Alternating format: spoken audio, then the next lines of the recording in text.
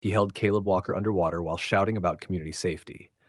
What seconds earlier had been a cheerful backyard pool party for a black family now turned into a nightmare. Neighbors froze, cell phones came up, and screams pierced the air. Danielle Walker, the mother, dove fully clothed into the pool. Jordan Walker, the father, lay dazed and bleeding on the patio concrete. The two men dressed as enforcers scrambled to escape. But what happened after would shake the entire neighborhood. To understand it, you have to go back to the beginning. It was a Saturday afternoon in a quiet American suburb, the Walker family's backyard glowing under a warm golden sun. Lawn chairs circled the pool, watermelon slices sat on plates, a grill smoked with burgers, and the sound of children's of it all hugging his arms. Caleb wasn't a strong swimmer, but he loved the water. From the grill, Jordan Walker flipped patties, his eyes constantly drifting toward his son with pride. Once a skilled mechanic, Jordan was now a stay-at-home dad, carrying himself with quiet strength. On the patio, Danielle Walker snapped photos of the children while softly humming, lost in her own rhythm. Then the peace shattered. A black SUV with tinted windows screeched to a halt outside the gate. The neighborhood kids froze. Two men stepped out, both in black polos, tactical vests stamped with the bold white letters HOA. No names, no IDs. "You can't keep that pool open without regulation signage," barked the first. He was tall, rigid, with a buzz cut that screamed military past. His eyes were sharp, cold, and unfeeling. The second man was heavier, with a crooked nose and a jaw chewing gum like he had nowhere better to be. Jordan Walker walked forward, a towel slung over his shoulder. "Excuse me, who the hell are you?" "We're with the Homeowners Association Compliance Task Force," the buzzcut man shot back, flashing a badge too quickly to read. "Your pool violates HOA Article 9, subsection 12, hazard to community safety." Jordan let out a dry laugh. "We don't have a rule like that in our HOA. Who gave you authority here?" The man with the buzz cut didn't flinch. "Step aside, sir. We're shutting this down." Before Jordan Walker could respond, Danielle came forward, her arms crossed tightly over her chest. "We have every document. We know every rule in that handbook. You can't just make something up." "Ma'am, step back." "You're interfering," the bulky man snapped, pulling a roll of yellow tape from his vest as if he was about to cordon off a crime scene. Jordan raised his voice. "My kid's in the pool, for God's sake." "That's exactly why this needs to be handled," growled the buzzcut man as he stormed past Jordan. Without warning, he plunged his arm into the pool and seized Caleb Walker by the back of the neck. "What are you doing?" Danielle Walker screamed, her voice cracking with horror. Caleb's green floaties slipped away as water splashed violently. His small arms flailed while the man shoved his head under. "He's resisting," Buzzcut muttered, his tone chilling in its cruelty. Jordan lunged, grabbing the man's vest, but before he could pull him away, the bulky enforcer slammed Jordan hard to the concrete patio. Jordan's head hit the ground with a sickening thud, blood streaking his temple. "Stop! He's just a child," cried a neighbor from over the fence, phone held high to record the horror unfolding. Seconds dragged like an eternity. 30 whole seconds, Caleb Walker was underwater, fighting against the man's grip. The party had turned into a crime scene. Finally, the buzzcut man let go. Caleb floated motionless. Have you ever seen someone shove a child underwater until he was left floating motionless, all while pretending it was about community safety? What would you do if it was your son in that pool? Before we go further, what city or country are you watching from right now? Drop it in the comments. We love seeing where our viewers are tuning in from. And if you believe no so-called HOA cop has the right to nearly drown a child, smash that like button and subscribe to Story Arc, because real authority protects families. It doesn't terrorize them. Danielle didn't hesitate. She dove into the pool fully clothed, splashing to her son's side. "Caleb, baby, please," she screamed, pulling him up. She slapped at his cheeks, begged him to breathe. Jordan, dazed and bloodied, crawled toward the water's edge, struggling to reach them. He tried to help, hands shaking. Together, they pressed Caleb's chest, pleaded with him to wake up. Then, a cough, a sputter. Water gushed from Caleb's mouth as he gasped for air, breaking into choking sobs. The neighbors cried out in relief, though fear still clung to the air. In the distance, sirens wailed closer. The two fake HOA men bolted toward the gate, but neighbors moved fast, blocking their path. One man grabbed Buzzcut's wrist with iron grip. "You're not going anywhere," snarled the neighbor Tommy Ruiz, who mowed lawns on the block. Police arrived within moments, greeted by a crowd of neighbors all waving cell phone footage. Jordan Walker's voice shook as he shouted, "They almost killed my boy." The officers cuffed both imposters on the spot. The officers quickly confirmed what the neighbors had already shown on their phones. These men weren't law enforcement. No authority, no paperwork, just two imposters with fake badges. But Caleb Walker was alive. Barely. At the hospital that night, a doctor pulled Danielle Walker aside. If he'd been under 10 more seconds, his voice trailed off.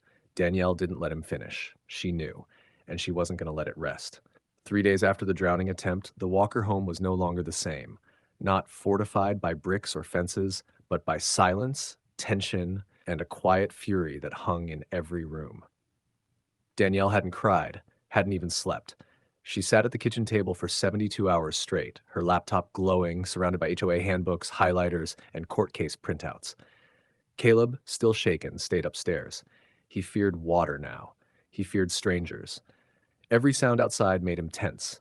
Jordan Walker moved like a shadow through the house, carrying guilt in his body. He blamed himself. He should have stopped it sooner.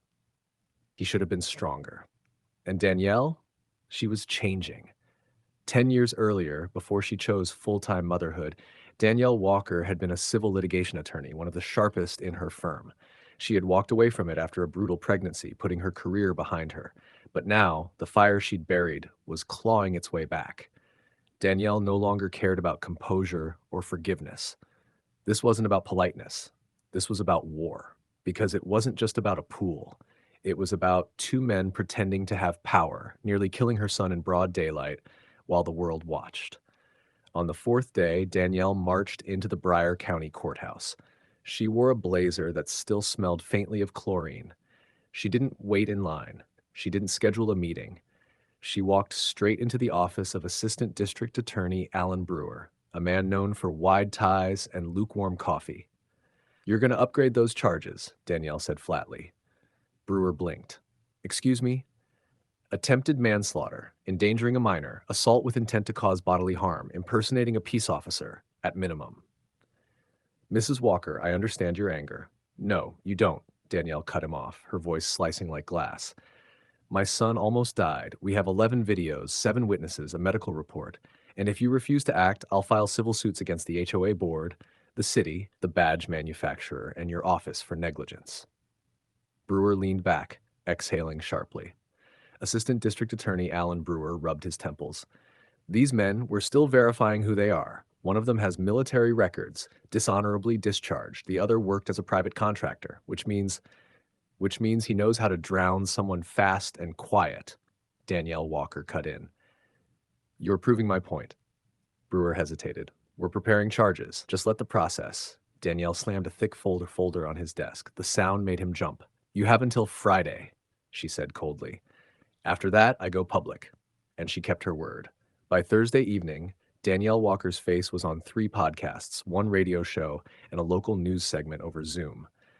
She didn't hold back. She showed pictures, played audio from neighbors, even displayed the bruises on Caleb Walker's small neck and a transcript of the ER doctor's warning.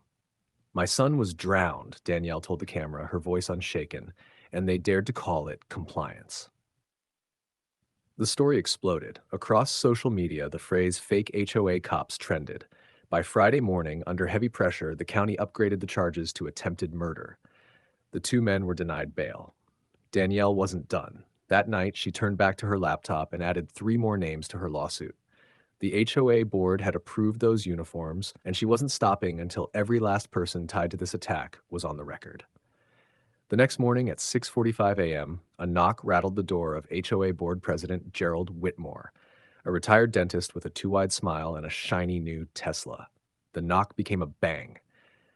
"Police warrant. Federal involvement." Within hours, footage spread.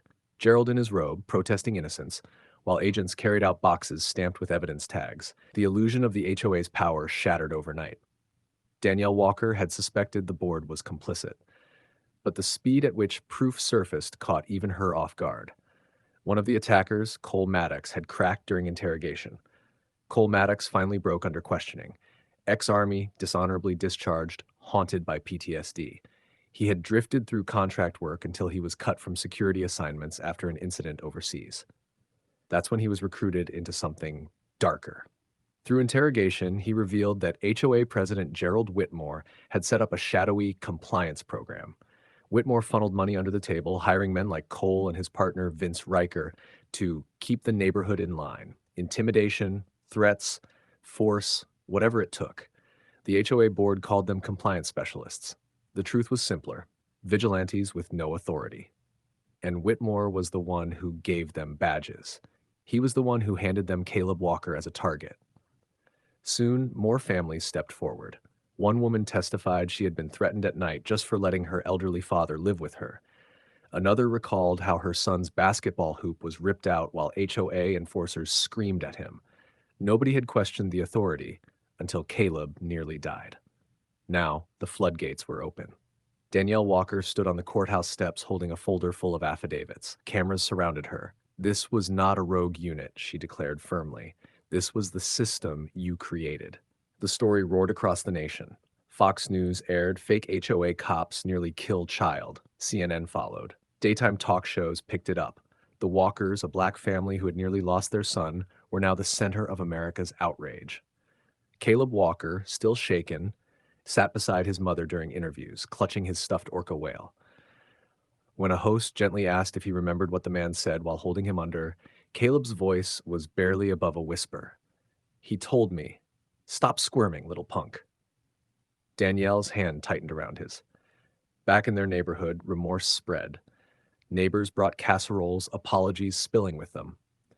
One man, Harold Jennings, a Vietnam veteran, hammered a sign onto the community bulletin board: "No fake cops allowed." Another neighbor formed a watch group. A petition to dissolve the HOA entirely gathered 5,000 signatures in just 3 days. For the Walker family, that was enough. They didn't need the headlines to know something had changed. Neighbors now waved, watched out for each other, and Caleb Walker laughed again, even if only in pieces. The fake cops came with cruelty, but left behind something stronger: a community that finally stood up, and a black family that refused to break. Because in the end, the Walkers were still standing, together. If you believe no family should ever have to face imposters hiding behind fake authority, smash that like button and subscribe to Story Arc, because real strength is found in standing together.